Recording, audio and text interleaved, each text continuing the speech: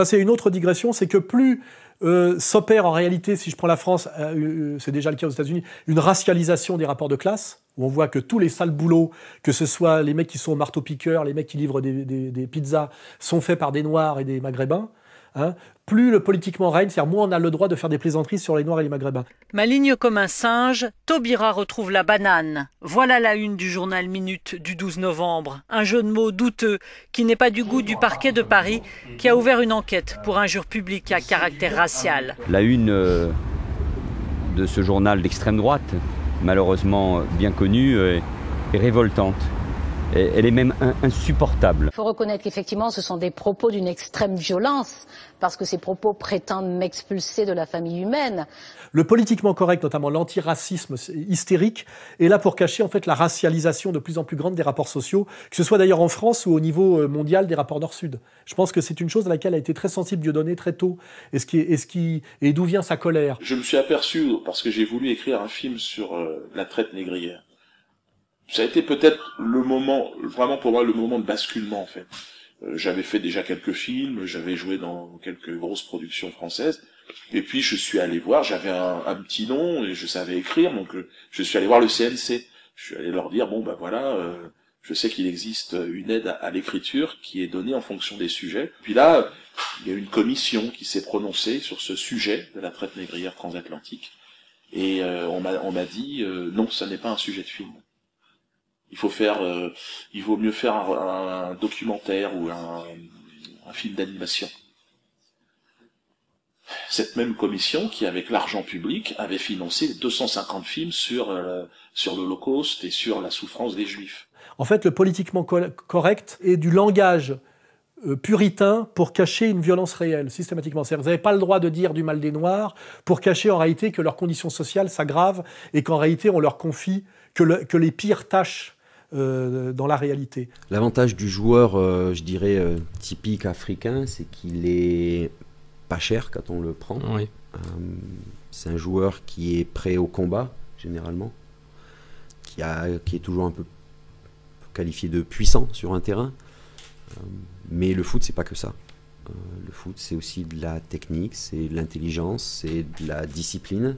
Dire aux footballeurs que les footballeurs africains ne sont ni intelligents, qui n'ont pas le sens technique, etc., c'est une bêtise. C'est une bêtise réac et xénophobe.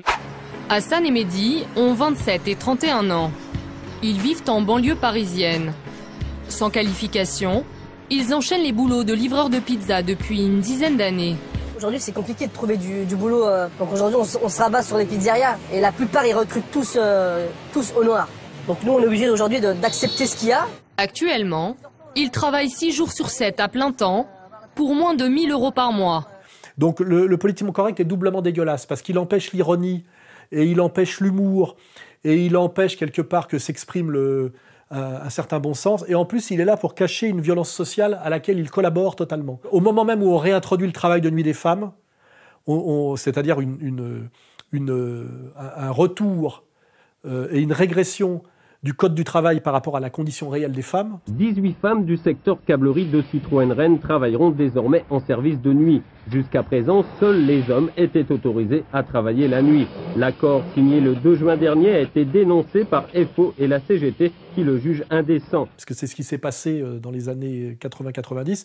Plus on masque ça par l'interdiction de critiquer les femmes au niveau des petites phrases. Pardon ? Vous pouvez répéter un petit peu plus fort ce que vous venez de dire, monsieur le sénateur. Vous venez de dire, parce que des fois que ce ne serait pas au JO, vous venez de dire à mon propos, pendant que je parlais de la parité, c'est qui cette nana? Je souhaite que soit bien inscrit. Votre nom, s'il vous plaît? Monsieur Sido. Voilà. Bien, je note donc que monsieur Sido, donc, je vous épargnerai le rappel au règlement puisque je suis actuellement en train d'intervenir, mais je crois que vous avez gagné peut-être ce matin la palme du misogyne beauf de cette assemblée. Vous voyez ? Donc le politiquement correct est doublement dégueulasse parce qu'en fait c'est l'allié objectif de la régression. Hein. C'est le symbolique pour cacher le réel, toujours. Le symbolique est toujours là pour cacher le réel. Quand on multiplie les symboles, c'est pour cacher qu'en fait on fait rien dans le réel. C'est pour ça que la politique symbolique n'est pas là pour accompagner ou précéder la politique réelle. Hein. quand la gauche a comme arme de bataille avec Mitterrand et notamment Maître Badinter la lutte contre la peine de mort qui touche 3 personnes par an. Je suis contre la peine de mort. Et je n'ai pas besoin de lire les sondages qui disent le contraire. Une opinion majoritaire est pour la peine de mort. La peine de mort est contraire à ce que l'humanité, depuis 2000 ans, a pensé de plus haut et rêvé de plus noble.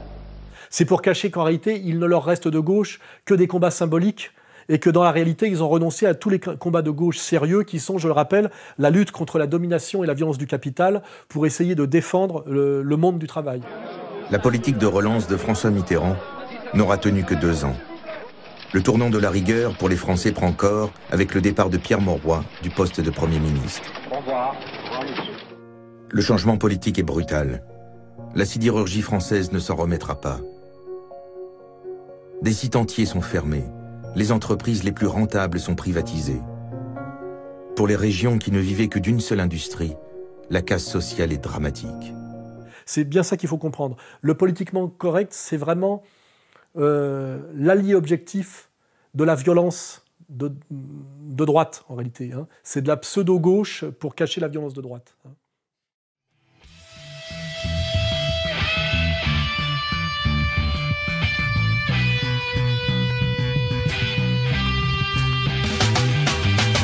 Can't stop, addicted to the shindig. Chop top, he says I'm gonna win big. Choose not to life.